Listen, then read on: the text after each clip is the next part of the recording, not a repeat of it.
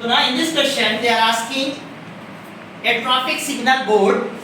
Okay, a traffic signal board. The one board is there. So on the board is there written one that school ahead. And actually they are asking what is the area of a single board. Okay, we have to find the area of single board. So now by using some technical things is there. Actually now what is that? You see the diagram first. What is diagram? Triangle. Which type of a triangle? Equilateral triangle. Already the question is given. Already is given.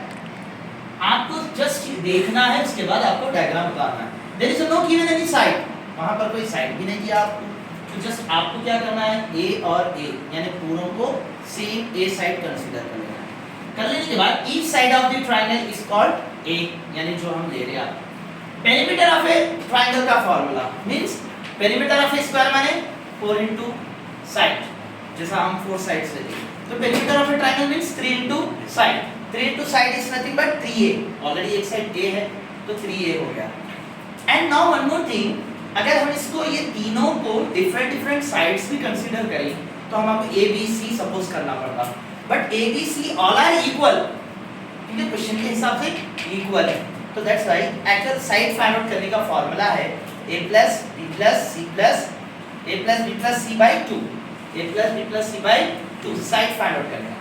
तो ये A B C is nothing but all are A because of all indicating same. All are equal. तो तीनों को A ले लेके हम अगर add कर लिए तो 3A हो गया. 2 as it is. तो हम अभी एक साइड की वैल्यू क्या हुआ? जिस साइड को दे तो 3A by 2. 3A by 2. Actual हमको फाइंड करना. बट नाउ इन हेरेंट्स फार्मूला, हेरेंट्स फार्मूले में एरिया ऑफ ए ट्रायंगल में इसको हम हेरेंट्स फार्मूला बोलेंगे.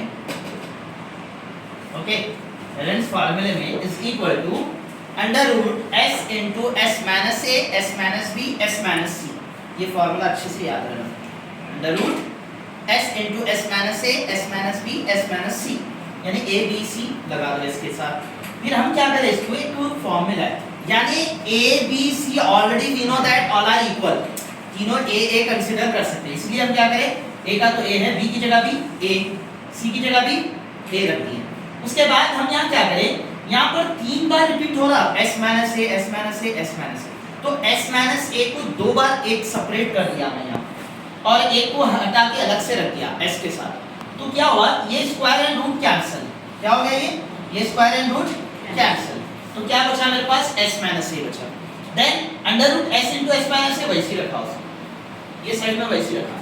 इसके बाद क्या होगा, you see already we know that s ये वैल्यू कैसा था हमें साइड में आप समझ गए s की वैल्यू. तो वो s की वैल्यू हमको सब्स्टिट्यूट करना है इसके अंदर.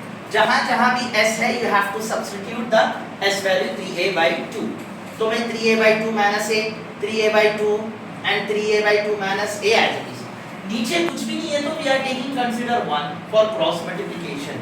मैं क्या करा, यहाँ पे क्रॉस मल्टीप्लिकेशन करा और डिनोमिनेटर से डिनोमिनेटर को मल्टीप्लाई करा.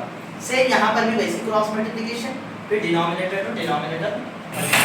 Now see 3a 2 into a 2a 2 ones are 2.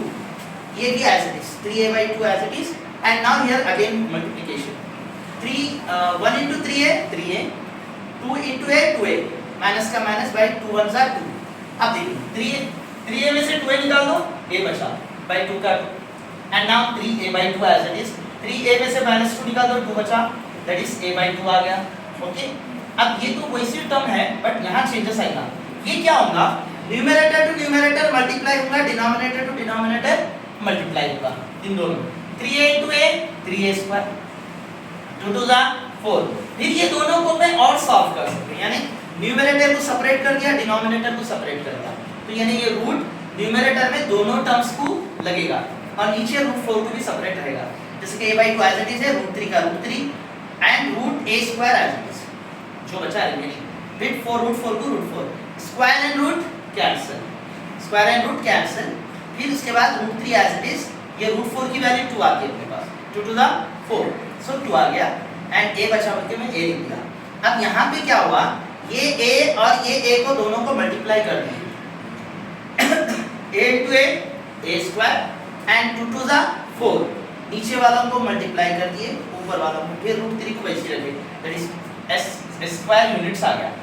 अभी हम क्या फाइंड आउट करें हेल्महोल्ट्ज फार्मूले में एरिया ऑफ ए ट्रायंगल का, जस्ट अभी एग्जैक्ट फाइंड आउट नहीं हुआ, अभी फाइंड आउट होने वाला है। यहां तक तो आंसर आ गया। If its perimeter of a triangle is equal to 180 already in the question is given, ये भी क्वेश्चन में दे दिया कि पेरीमीटर ऑफ ए ट्रायंगल आपको 180 है, तो हमारे पास already perimeter of a triangle 3a आया था, जस्ट 180 डिग्री सेंटीमीटर है, तो each side of a triangle 180 by 3, 180 by 3 मतलब ट्रायंगल में कितने साइड्स है? 3 साइड्स, तो ये 180 को डिवाइडेड बाय 3 कर दो, 3 1 जा 3 6 जा, तो एक साइड की वैल्यू क्या आ गई अपने पास? 60 सेंटीमीटर, माने एग्जैक्ट a की वैल्यू, जस्ट ए साइड की, तो हमारे पास a की वैल्यू आई यहाँ पे 60 सेंटीमीटर। इसी तरीके से area of a triangle already हमारे पास आ चुका है, पूरा एरिया ट्रायंगल का एरिया हमको आ चुका है, तो उसका अपने पास वैल्यू है a² / 4 * √3, तो a² की जगह मैं क्या लिखूंगा? 60 सेंटीमीटर स्क्वायर बाय 4 का 4 √3 आ जाएगा। तो ये 60 को दो बार मल्टीप्लाई करिए, नहीं 60 * 60, तो क्या होता? 6 6 जा 36 होता, 10 मींस 00, 36 6 6 जा 36, तो मैं यहाँ 36 लिख दिया सिंपल, फिर 0 को डबल कर दिया, ऐसा भी कर सकते हैं, बाय 4 का 4 √3 आ जाएगा। नाउ 4 1 जा 4 9 जा 36, 4 9 जा 36, 9 का 9, 2 0 as it is 2 0 and √3 and centimetre square, centimetre यहाँ पर भी 1 सेंटीमीटर रहता, यहाँ पर भी 1 centimetre, centimetre into centimetre, centimetre square. Any doubt? Any doubt? Everyone understood? Yes. Write down fast.